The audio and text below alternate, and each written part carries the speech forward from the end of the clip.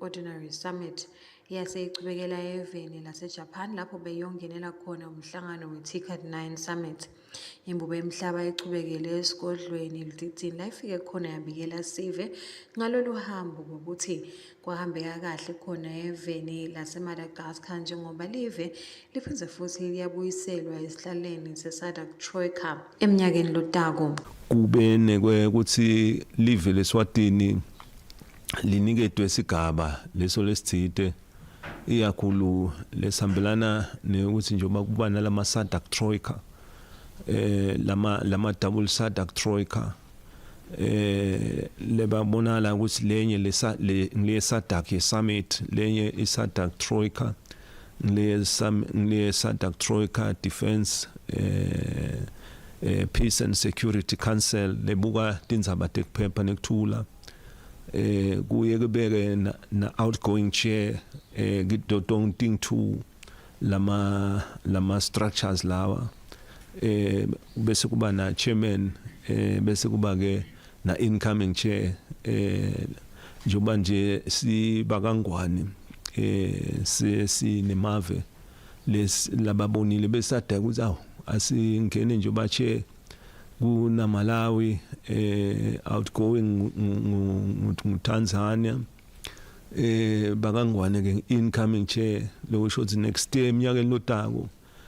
Imbubo yemhlaba iphindze futhi yabeka ngalolu hambo lolwachubekela eveni laseJapan lapho khona bekunemhlangano waka-TICAD 9 Summit lobungenelwe ngemave elivekati le-Afrika kukhulumisana ngetindzaba tekutfutfukisa lelivekati ngelusito lwaseJapan. Sifike sangenela umsebenzi lo hambelana nekhabothika kanti ke la eJapan khona ibuke ukuthi ayakhe ipartnership neAfrica ibambisane neAfrica ishiyela neligwayi kakhulu ngoba iJapan kutemnotho ingilamanye mave lahamba embili lasandlondlobele ku technology kuphi ku infrastructure kutelimo noma uya kuyiphi sector iJapan iyabonakala ukuthi iyalida impela njoba nawo lapha nje ubona ngalama structures nale infrastructure lekhona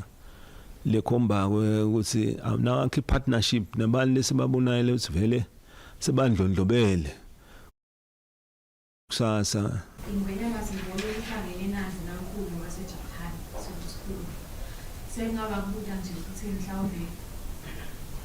sibe semaswati singabheka isigabeni semathula la ukukhuluma ukuthi lo sikhulu nalo prime minister baye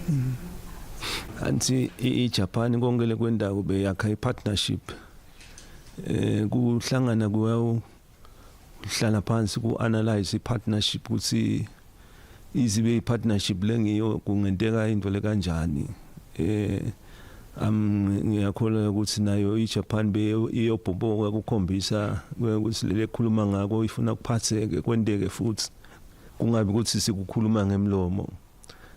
lengasho ukuthi sikhulume kwaba kuhle ngempela kuyabonakala ukuthi kunyenti kungaba impumelelo ngekubambisana kanjalo futhi ukuthi eMaswati sekwe ukuthi ke ngoba lo sikukhuluma sikhuthate ukuthi kungabi kuhulumende nje yedwana kepha ke ngisho neMaswati bamele ukuthi private sector noma weAfrica amele ukuthi we-private sector ufuna athole beJapan nabanye labangasiboba kahulumende kuhlanganisa njengoba nje besikhuluma ngale mali le investiwe kuma startups le mali le investiwe kuma startups isita ukuthi if non partnership na Japanese company kube eLeswati noma eAfrica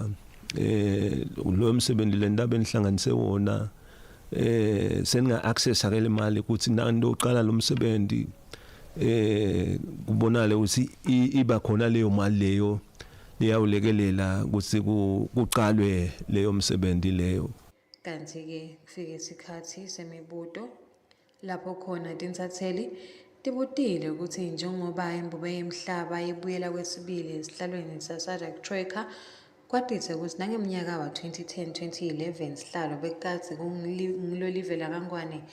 ingwenyama yasho ukuthi bathawuchubeka basebenze ngayo-ke imigomo lebekiwe khona-ke kaSADC Troika kwelekelela yemave etindzabeni tekuthula nenhlalakahle. Kwatise ukuthi leli libandla leligxile kakhulu kuto tindzaba tekuthula nekucatulula tingqinamba letibhekwa ngilamanye emave.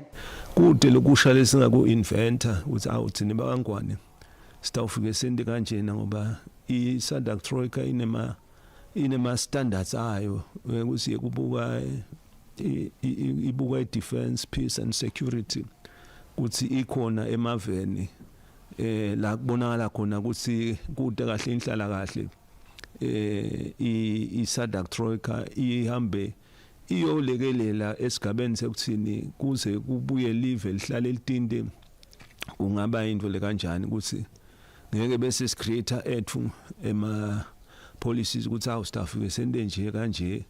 kepha ke silandzela le policy leyabekwa i-SADC Troika ukuthi ke nangabe sekukhona la sekwendeke khona sifanele si-intervene kanjani ngiloko lengakusho. Etindzabeni temsakato weThomi Maswati beyakhanyisile Mabuza nginajulisa Mamba naKimberly Mavuso esigodlweni eLutsitsini. Umntwana Nkosi so kutsate balandzeli bembabane Swallows kwekuthi balikhuthalele luhlangothi lwebhizinisi kude batawukhona kondla umntwana wabo lekuyimbabane Swallows FC. Umbane Nkosi Lungile uthi balandzeli belicembu lembabane Swallows abakhuthalele luhlangothi lwebhizinisi njengoba kungilo lolukhonako ukuthi lokungilo-ke leli cembu lokuyimbabane Swallows FC. Umbane Nkosi bekakade akhuluma namuhla emhlanganweni lobo ukhona emkhathini webaholi baleli cembu kanye